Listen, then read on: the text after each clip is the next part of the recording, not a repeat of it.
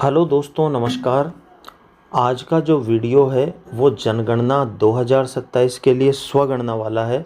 राजस्थान में स्वगणना की अवधि 1 मई से लेकर 15 मई 2026 तक है। तो इस वीडियो में हम अपने परिवार की स्वगणना कैसे कर सकते हैं, इसका वीडियो ट्यूटोरियल देखेंगे। सबसे पहले आपको ब्राउज़र पर आ जाना है और यहाँ पर आपको टाइप करना है SE यानी सेल्फ एनुमरेशन डॉट सेंसस। इतना टाइप करने के बाद देखो ये वाला आ जाएगा se.census.gov.in। आप यहाँ पर क्लिक कर देंगे। क्लिक करने से ये हमको पहुँचा देगा कहाँ पर है इसकी, ये वाला CMMS है ना, census management and monitoring system. आप इस पर क्लिक करेंगे। इस पर क्लिक करने के बाद ये डायरेक्ट आपको यहाँ पर लेकर आ जाएगा। ये इसका होम पेज है। स्वगणना की अवधि आप यहाँ देख सकते हैं। यहाँ आज की डेट दिखाई दे रही है 7/5/2026। स्वगणना से संबंधित कोई प्रश्न है तो आप यहाँ क्लिक करके देख सकते हैं। ये उनका वीडियो ट्यूटोरियल है, यूज़र गाइड, फ्लो चार्ट और फ्रिक्वेंटली आस्क्ड क्वेश्चन। तो सबसे पहले ये कह रहा है कि भाई सेलेक्ट स्टेट या यूटी। तो हम हमारा जो भी स्टेट है वो यहाँ पर सेलेक्ट कर लेते हैं। जैसे राजस्थान मैंने सेलेक्ट कर लिया। उसके बाद ये कैप्चा एंटर करवा रहा है। तो 4QFVZC ये मैंने कैप्चा एंटर कर लिया। उसके बाद वेरीफाई एंड प्रोसीड पर क्लिक करना है। तो ये हमारा प्रोसेस हो रहा है। अब देखिए यहाँ पर ये कह रहा है कि जनगणना 2027 के मकान सूचीकरण कार्य चरण के स्वगणना यानी ऐसी पोर्टल में आपका स्वागत है। इस पोर्टल के माध्यम से आप संबंधित मकान सूचीकरण हेतु अपने परिवार से संबंधित जानकारी प्रदान कर सकते हैं। इस प्रक्रिया को पूरा करने में लगभग 15 से 20 मिनट लगेंगे। पुष्टि और सबमिशन के बाद आपको SMS और ईमेल यदि प्रदान किया गया है के माध्यम से एक स्वगणना पहचान संख्या प्रदान की जाएगी। जब जनगणना प्रगणक आपके घर आए तो कृपया अपने परिवार के लिए मकान सूचीकरण कार्य को पूरा करने के लिए उनके साथ यह पहचान संख्या साझा करें। विकल्पों की बेहतर समझ के लिए सामान्यतः पूछे जाने वाले प्रश्न और टूल टिप्स दिए गए हैं।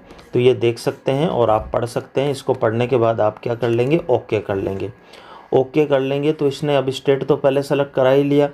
अब name of the household यानी name of the head of the household यानी आपका जो परिवार है उसके मुखिया का नाम आप यहाँ पर लिखना है। तो मुखिया के नाम के लिए देखो दोस्तों, मैं आपको बता दूं मुखिया कौन है। मुखिया हम जनरली क्या है, परिवार के सबसे बुजुर्ग व्यक्ति को मानते हैं, लेकिन यहाँ ऐसा नहीं है।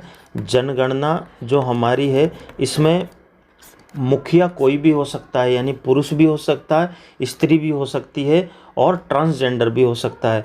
अमूमन परिवार का मुखिया जनगणना में उसको माना गया है जो परिवार के अंदर और बाहर के अमूमन फैसले निपटाता है, परिवार के लिए डिसीजन लेता है। तो कोई भी युवा व्यक्ति हो सकता है।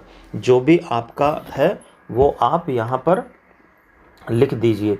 जैसे मेरे केस में तो मैं एक एग्जांपल के तौर पे या मेरे केस में मैं मेरा ही लिख देता हूँ, है ना। फिर आपका जो मोबाइल नंबर है ना वो आपको यहाँ पर एंटर करना है।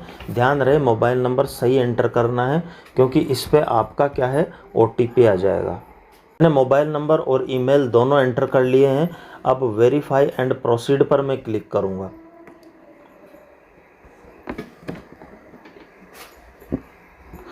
तो अब हमने जो मोबाइल नंबर डाले हैं उस पर OTP गया है। वो OTP हमको यहाँ पर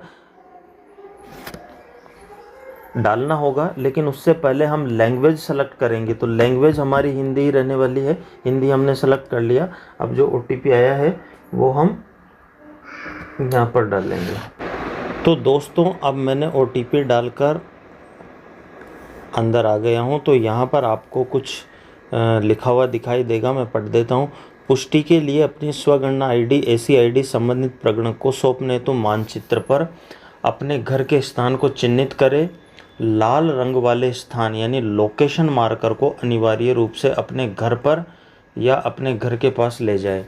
यदि स्थान मार्कर पहले से ही आपके घर पर हैं तो भी इसे थोड़ा हिलाएं और फिर से अपने घर पर या अपने घर के पास लाएं। मोबाइल पर स्वगणना एसी के लिए लाल रंग वाले स्थान मार्कर को अपने घर पर या अपने घर के पास ले जाने के लिए 2 उंगलियों का उपयोग करें। यदि आपको मानचित्र पर घर का सटीक पता नहीं मिलता है तो भी कोई बात नहीं है, ये हम ओके कर देंगे। अब देखो, सबसे पहले तो ये विवरण भरना होगा। राज्य हमने भर दिया, जिला, अब जैसे मैं अपना ज़िला भर देता हूँ, राजसमंद, ये मैंने डाल दिया। उसके बाद मैं पिन डालता हूँ यहाँ का, तो यहाँ पर आपके जो भी पिन है वो आप पिन दर्ज कर लीजिए, है ना। और फिर जैसे यहाँ कोई लैंडमार्क है इर्द गिर्द में तो वो आप खोज सकते हैं। अब जैसे ये मैंने यहाँ पर, अच्छा नहीं डालेंगे तो कुछ न कुछ ये डलवाएगा, तो यहाँ पर आप मोहल्ला या अपने गांव का नाम डाल सकते हैं। अभी ये कह रहा है कि भाई हाँ केलवाड़ा कौन सा है, तो ये वाला मैं चूज कर लेता हूँ। अब खोजे, अब यहाँ हमारा, हम इसको नीचे स्क्रॉल करेंगे और देखिए ये पूरा आ गया, पूरा आ गया। तो ये वाला जो लोकेशन है ना, ये दिखाई दे रही है, ये तो मेन रोड हो गया इधर। अब यहाँ पर ये जो है ना लाल वाला, इसको लाना है अपन को खींच खुचा के 2 उंगलियों से, है ना। तो बड़ा करते हैं थोड़ा सा, ये जैसे बड़ा करेंगे तो ये आ गया, यहाँ दिखा रहा है, ये यहाँ पर दिखा रहा है ना, तो इसको यहाँ लाएंगे हम, इसको यहाँ लाएंगे, ले आए। अब हमारा क्या काम हो गया, इस पर हम क्लिक कर देंगे, क्लिक कर देंगे। अब ये क्या है, देखें नीचे इधर स्थान की पुष्टि करें, तो स्थान अगर प्रॉपर आ गया तो आप स्थान की पुष्टि कर लें, है ना। ये स्थान की पुष्टि करके आगे बढ़े, ये हो गया हमारा। अब हम आगे सहेजे और आगे बढ़े पे क्लिक करेंगे। ये कह रहा है कि आपका जो राज्य है वो राजस्थान, जिला राजसमंद और आपका आवासीय स्थान ये हो गया। कृपया अपने घर के लोकेशन की पुष्टि करें। गलत लोकेशन होने की स्थिति में आपका स्वगणना एसी डेटा प्रगणक के पास नहीं आएगा। क्या आप चयनित लोकेशन के साथ जारी रखना चाहते हैं? तो यदि सही है तो आप हाँ करें, नहीं तो ना करके वापस से करें। अब ये कुछ सामान्य प्रश्न आएंगे दोस्तों, जिनका आपको जवाब देना है। जैसे जनगणना मकान का विवरण।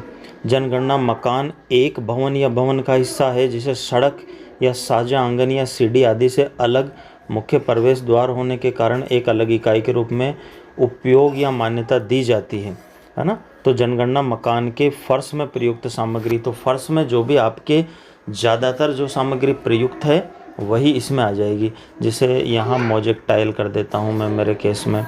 जनगणना मकान के दीवार में प्रयुक्त सामग्री, अब दीवार किसकी है, अब पक्की ईंटों की है तो पक्की ईंटें कर दे, जो भी इनमें से हैं वो आपको चूज करना है इस तरह से। जनगणना मकान के छत में प्रयुक्त सामग्री, छत किसकी है, कंक्रीट की है ना, आरसीसी है। जनगणना मकान की स्थिति क्या है, अच्छी है, ठीक है। ये हो गए। अब ये कह रहा है सहेजे और आगे बढ़े, तो सहेजे और आगे बढ़ते हैं अपन, हाँ कर देते हैं। अब बहुत, इस परिवार में सामान्यतः रहने वाले व्यक्तियों की संख्या कितनी है, तो मैं कर देता हूँ। जैसे मेरे परिवार में 4 है। परिवार के मुखिया का नाम, चुनी हुई भाषा क्या है, हिंदी है, तो यहाँ पर आपको हिंदी करनी है। ही किधर है मात्रा, किधर है यहाँ आधा न किधर मिलेगा भाई, ये हिंदी का मामला बहुत टफ काम है। ही न, इसकी टांग तोड़नी पड़ेगी, किधर है तोड़ने का, ये रहा, ही न और दी, ये मिल गया दी, तो ये हो गया हिंदी और ये हो गया। यहाँ पर क्लिक कर देंगे। परिवार के मुखिया का लिंग क्या है, जैसे महिला चूज करी है तो स्त्री और पुरुष चूज करा है तो पुरुष और ट्रांसजेंडर है तो ट्रांसजेंडर। अब यहाँ इस कॉलम में भी देखो बहुत सारा कन्फ्यूजन था कि यदि अनुसूचित जाति या अनुसूचित जनजाति या अन्य, अनुसूचित जाति अनुसूचित जनजाति की सूची देखने के लिए क्लिक कर सकते हैं यहाँ पर। यदि परिवार का मुखिया राज्य या संघ राज्य क्षेत्र के किसी भी अनुसूचित जाति अनुसूचित जनजाति से संबंधित है तो उपयुक्त विकल्प चुनें। यदि अनुसूचित जाति अनुसूचित जनजाति नहीं है तो अन्य पर क्लिक करें। तो मेरे केस में यहाँ अनुसूचित जनजाति है, ठीक है। इस मकान के स्वामित्व की स्थिति क्या है कि मेरा खुद का नहीं है, किराए का, परंतु अन्यत्र मकान अन्यत्र मेरे नाम से नहीं है तो किराए का एवं अपना कोई मकान नहीं, मेरे केस में ये हो जाएगा। रहने योग्य उपलब्ध कमरों की संख्या कितनी है? 2। इस परिवार में रहने वाले विवाहित दंपतियों की संख्या कितनी है? 1। जो भी आपके केस में है वो आप भरते जाएं और आगे बढ़ते जाएं, सहेजें और आगे बढ़ें। ठीक है, ये हम आगे बढ़ रहे हैं। इसके बाद अब पेयजल का मुख्य स्रोत क्या है? यहाँ पर जो भी है इनमें से वो लगा दें। यहाँ मेरे केस में ट्यूबवेल लगा हुआ है, यहाँ पर है ना। मैं पेयजल स्रोत की उपलब्धता कहाँ है? परिसर के अंदर है। प्रकाश का मुख्य स्रोत क्या है? बिजली है। आप इनको पढ़ लें और जो भी आपके केस में है वो करते जाएं। उसके बाद शौचालय की सुलभता क्या है? केवल परिवार के उपयोग के लिए है और हाँ है।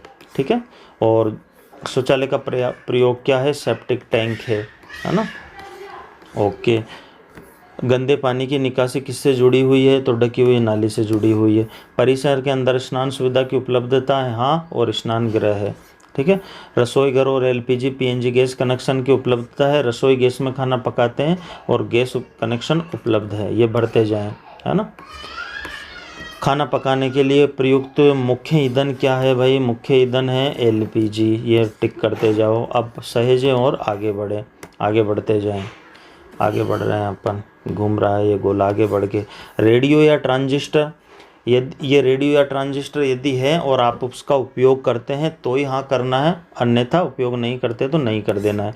टेलीविज़न, हाँ, दूरदर्शन मुक्त डिश है या अन्य डीटीएच है तो वो कर देंगे, नहीं है तो नहीं कर देंगे। इंटरनेट सुविधा, लैपटॉप कंप्यूटर कर देंगे। लैपटॉप या कंप्यूटर है, हाँ है। टेलीफोन और मोबाइल फ़ोन या स्मार्टफोन है, केवल मोबाइल और अन्य साधारण मोबाइल। टेलीफोन और मोबाइल, टेलीफोन नहीं है, लैंडलाइन के लिए है ये, केवल मोबाइल के लिए स्मार्टफोन है, ये वाला कर दें, है ना। और साइकिल और स्कूटर, मोटरसाइकिल, यदि साइकिल है और वो रनिंग कंडीशन में नहीं है, वर्किंग कंडीशन में, तो फिर हम इसको नहीं करेंगे, है ना। अब स्कूटर मोपेड ये है, मोटरसाइकिल है तो ये टिक कर देंगे। कार जीप है, हाँ है भाई। परिवार द्वारा उपयोग किए जाने वाला मुख्य अनाज क्या है? गेहूँ है। ठीक है, और ये अपन ने जो मोबाइल नंबर डाले थे वो आ गए। अब सहेजें और आगे बढ़े, हाँ, यहाँ पर अपन ने क्लिक कर दिया, अभी आ गया। स्थान का विवरण आ गया, ये पूरी जानकारी एक बार दिखाएगा, आप पढ़ लें इसको कि क्या क्या है, और उसके बाद सब कुछ सही है, सब कुछ सही है तो आप पुष्टि करें और सबमिट करें पर क्लिक करें। और यदि आप इसको अभी नहीं करना चाहते हैं, बाद में करना चाहते हैं, तो ड्राफ्ट के रूप में सेव कर सकते हैं। और कुछ संशोधन करना चाहते हैं, कोई जानकारी गलत भरने में आ गई तो आप संशोधन के लिए वापस जाए पर यहाँ क्लिक करें।